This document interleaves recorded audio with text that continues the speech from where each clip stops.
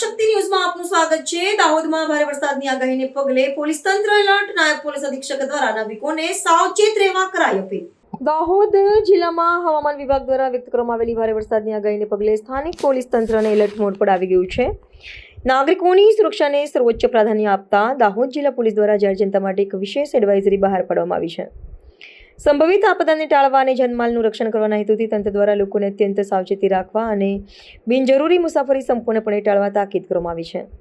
આ અંગે વિસ્તૃત માહિતી આપતા નાયબ પોલીસ અધિક્ષક શ્રી જગદીશ ભંડારીએ જણાવ્યું છે કે નાગરિકોએ નીચાણવાળા વિસ્તારો અને નદી નાળાથી સુરક્ષિત અંતર જાળવવું હિતાવહ છે। પાણીના અજાણ્યા પ્રવાહમાં ઉતરવાનું જોખમ ન ખેડવા તેમજ વીજળીના થાંભલાઓ અને જીવંત વાયરોથી દૂર રહેવા ખાસ અપીલ કરવામાં આવી છે।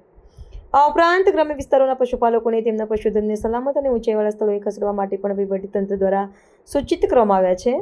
વર્તમાન સંવેદનશીલ પરિસ્થિતિમાં સોશિયલ મીડિયા પર પ્રસરતી ભ્રામક માહિતીથી બચવા પોલીસે નાગરિકોને સચેત કર્યા છે।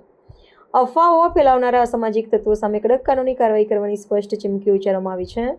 પોલીસ તંત્રએ લોકોને અપીલ કરી છે કે તેઓ માત્ર અધિકૃત સરકારી એજન્સીઓ જિલ્લા વહીવટીતંત્ર અને પોલીસ વિભાગ દ્વારા અપાતી સત્તાવાર માહિતી પર જ વિશ્વાસ મૂકે, જેથી કટોકટીના આ સમયમાં ગભરાટનો માહોલ ન સર્જાય।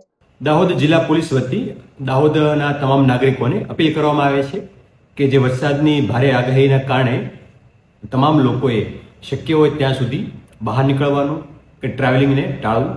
આ ઉપરાંત જે નદી નાળા કે નીચાણના વિસ્તાર છે જ્યાં પાણી ભરવાની સંભાવના વધારે છે એવા વિસ્તારમાં બિનજરૂરી પરિવહન કરવું નહીં। નદીઓમાં કે જ્યાં ઊંડાઈની ખબર નથી એવા વિસ્તારની અંદર જાણ વગર ઉતરવું કે પસાર થવું આ પ્રકારનું કોઈ કૃત્ય કરવું નહીં। ઇલેક્ટ્રિક વસ્તુઓ થાંભલા કે જે સપ્લાયની સુવિધાઓ છે એનાથી શક્ય હોય ત્યાં સુધી દૂર રહેવું।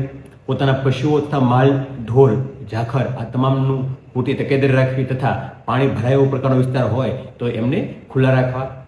આ ઉપરાંત ખાસ કરીને સોશિયલ મીડિયાના જે મેસેજ આવી રહ્યા છે એનાથી કોઈ ગેરમાર્ગે દોરાવવું નહીં। અને જે લોકો આ પ્રકાર મેસેજ કરે છે એમને પણ ચેતવણી આપીએ છીએ કે કોઈ પણ પ્રકારનો અફવા ફેલાવતો મેસેજ ધ્યાનમાં આવશે તો એમના વિરુદ્ધ પણ કાયદેસરની કાર્યવાહી કરવામાં આવશે। જે પણ સૂચના જિલ્લા વહીવટીતંત્ર કે સરકારશ્રીની ઓથોરાઇઝ એજન્સી મારફત થાય છે માત્ર એના ઉપર આધાર રાખી એમની વાત માનવી અને હંમેશા સાચા અને ઓથેન્ટિક ન્યૂઝનું માધ્યમથી એને ફોલો કરીને યોગ્ય કાર્યવાહી કરવા માટે તમામ લોકોને અપીલ કરીએ છીએ।